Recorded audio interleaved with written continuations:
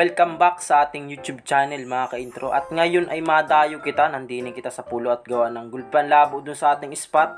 Gawa nung habagat ay matagal-tagal pang luminaw kaya dumayo muna kita. At kung mahilig ka sa mga ganitong mga video ay paki-subscribe naman ng aming YouTube channel. At para sa inyo itong mga video na ito. At kung kayo mahilig dito ay huwag nyo rin kalimutang mag-like at mag-share. At maraming salamat po sa inyong patuloy na suporta sa aming channel. At salamat po at na-monetize na tayo. At don't skip the ads po para meron po tayong kita. Ayan. At kasama po natin ngayon sina Try TV ang lagi nating kabady. Tapos yung mag-ama si Kuya Uli at si Dave. At kasama din syempre natin si Dex de la Santa. Ayan.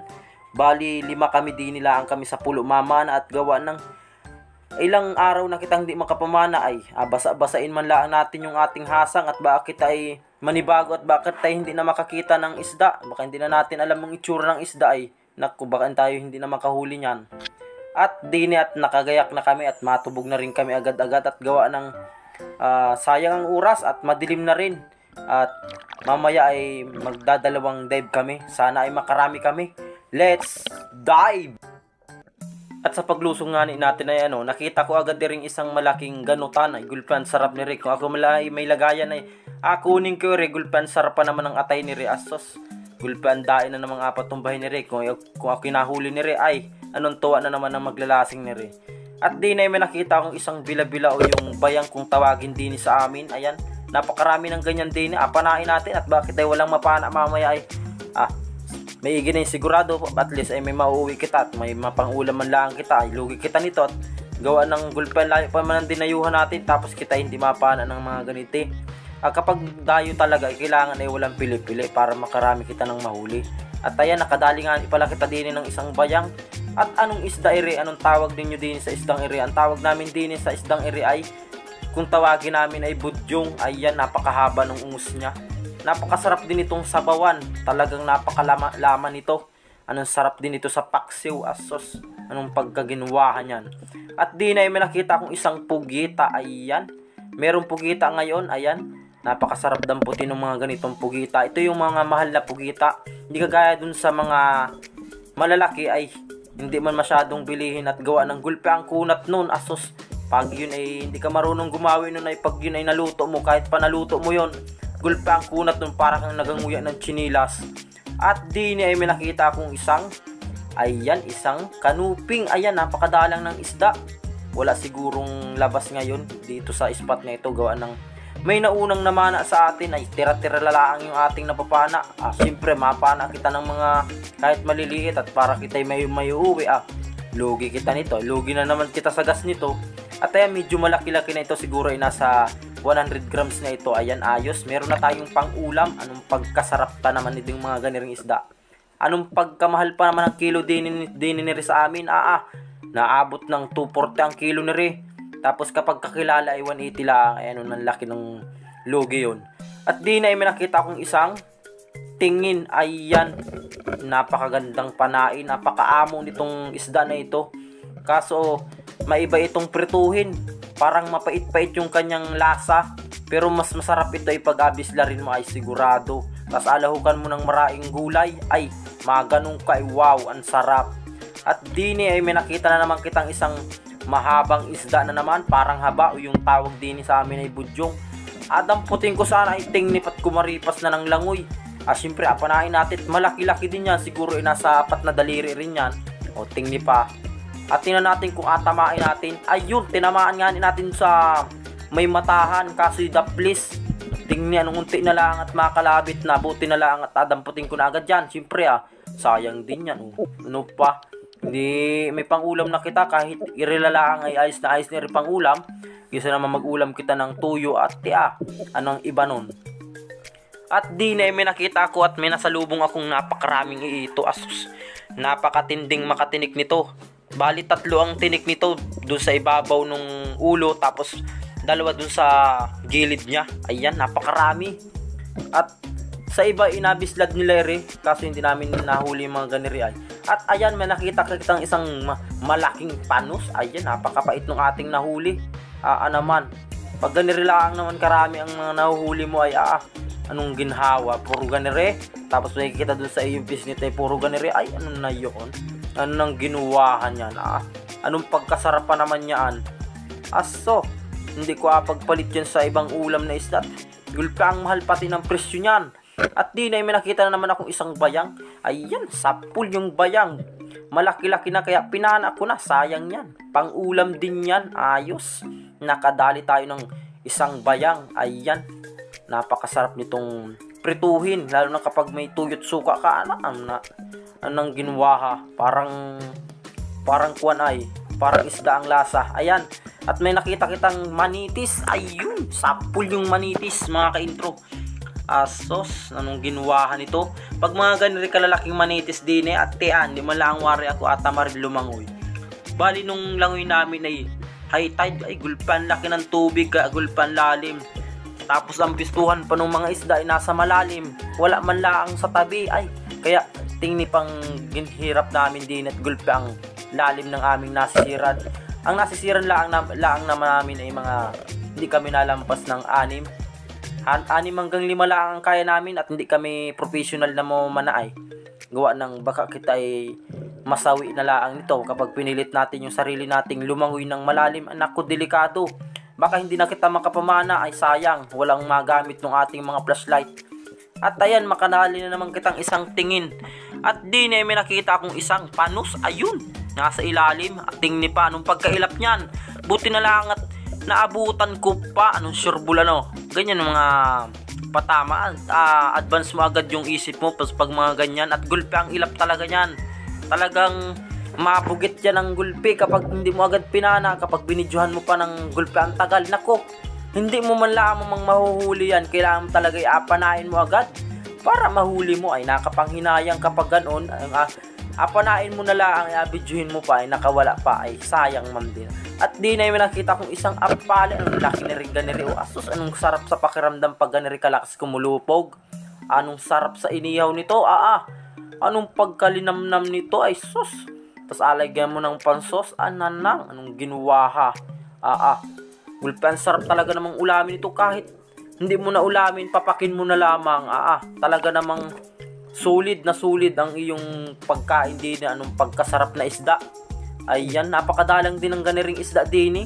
Siguro ay walang labas na isdang ganiri, kaya konti yung nakikita natin. 2 piraso waring huli natin ganiri. Ang klase yan. At di na naghahanap pa kita siyempre ng apanain. At may nakita kong isang manitis. Ayan, tingni pa. Pagkatingnan mo sa ibabaw ay gulpan liit. Kapag asisirin mo ay gulpan laki pala noon. Ano na yun? Buti na lang kamot na nasisid natin. Kung kita'y nagananaw laang at gano'n ay maliit wari yun. Hindi natin makikitang malaki. At tingni pa, nasarap pa naman ng manitis na ito. Nasarap pa naman sa paksiw nito. Tapos may sabaw. Isos, anong ginuwaha. Ayan. At ang gamit nating flashlight ngayon ay yung ating DL70 na Workhos. Ayan, kung ang hanap nyo ay magandang flashlight, ito ng Workhos DL70 dahil talagang napakatagal malubat. Aabutin ka ng magdamag bago malubat ito. Ayan, may nakita naman kitang isang manitis. Ayun, ayos. May manitis tayong napana. Ayan. Sa mga nagtatanong po kung ano yung ating gamit na camera, ay ang gamit nating camera ay Akaso B50X. Kapag sale ay nasa 4,000 lamang po ito. At kapag hindi sale ay nasa 5,000. Ayan. Napakaganda at napaka-quality ng kanyang camera at napakalinaw. Tingnan nyo naman yung mga kuha natin dyan. Ayan, napakagandang action cam. Dati yung action cam ko SG cam kaso medyo malabo. Kaya nag-upgrade ako ng camera, kaya ito yung binili ko.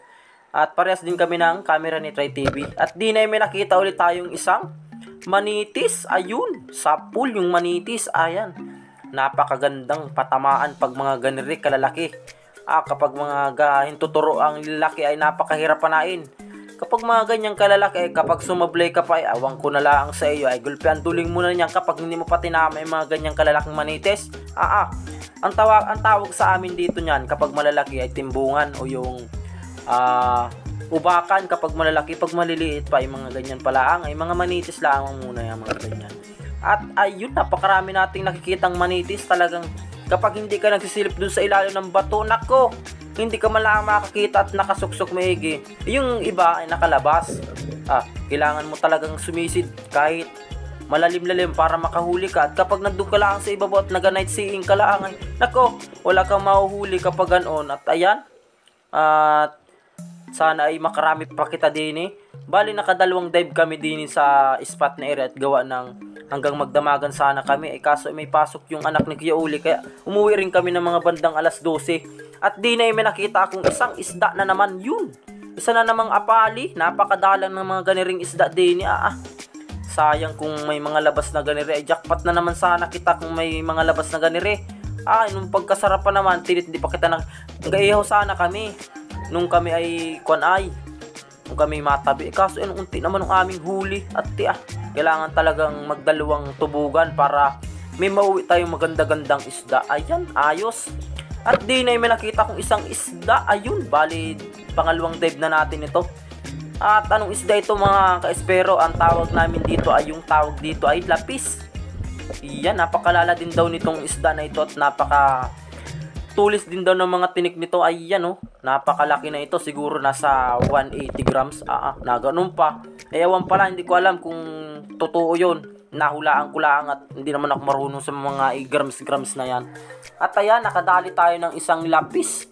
Ayun, anong pagkakintab yun? Pagkakita ko ay agad-agad akong lumangoy at makawala pa sana ay. At din may nakita akong manitis. Ayun, sapul yung manitis. Kulupog ka man ding manitis ka. O kala mo siguro makawala ka pa dyan Ayan, ayos, napakalaki ng tubig. Nagasakit-sakit na yung tainga ko sa lalim. Gulpan, laki naman talaga ng tubig. Paumaga kasi paumaga ang hibas, kaya gulpan laki ng tubig kapag mga ganiring gabi. At ayos na rin, meron na tayong uwi sa ating tahanan. Ayos, meron na tayong pang-ulam. Huwag muna tayong magbintad, gulpa ang mahal ng isda ngayon. At dini ay minsan lamang kita makakita ng ganiring bagulan dini sa spot na eret. Napakadalanganin ng bagulan. At na yan, anong pagkaganda ng tama. Talaga namang stop buluting ni pa. Hindi nakagalaw. Ayan, ayos. Ang kilo sa amin ni De ay maabot lamang ng 180. Sa iba ay 160. Ang gawin naman namin din kapag may mabili, natanggal nila yung bao-bao sa ibabaw. Pero kasama ng kilo siyempre nun. Kasalanan baga naman natin na may ganyan yung bagulan. Bakit bawasan pa naman nila ng kilo? Ayan nalaangan ang huli. At din hindi ko na nga pala nabidyohan iring isang dalagtalingan na ere. Anong pagkailap baya naman. Akala ko baga naman ay nakabukas yung aking camera, kaya agad kong pinana. Akala ko binuksan ko, ay yung pala hindi pa nakabukas. Kaya yan, napana ko ay nung nandun na sa ibabaw. At di may nakita kong isang kanuping. Ayun, sapul. Hindi naman laang makagalaw ng pagkaganda ng ating patama din. Tingni pa aso. Anong ginawahan ng ating mga nahuhuli? Bali, pili lang yung ating nahuhuli. Talagang irilaang talaga ang mga nagapakita. Kung ano yung nagapakita sa atin ay inapana natin at sayang din naman. Medyo malayo-layo pa naman yung ating spot, kaya makuha kita ng kahit maliit-liit at gawa ng pang-ulam din ay gulpang mahal pa naman ng isda, asos, lalo na kapag galing habagat, asos. At di na may nakita ko isang itiman. Ayan, hindi ko pa nga pala mabunot yung tunad ko ni maunusan pa ang gawa ko. Binira ko todo ay natanggal din naman, kaya ayos. At di na nga pala yung ating mga nahuli. Ayan, pero goods na itong pang-ulam natin. Ayan, siguro naman ay makakabinta kita. Ayan, bali ito yung una nating huli nung unang tubog natin. At yung pangalawa ay nandyan sa bandang huli. At ayan, ayos, meron na tayong pang-ulam. At rin ating pangalawang huli doon sa kabilang spot. Ayan, maraming salamat po sa inyong panonood. At hanggang dito na lang tayo at ingat po kayo at God bless po sa inyong lahat.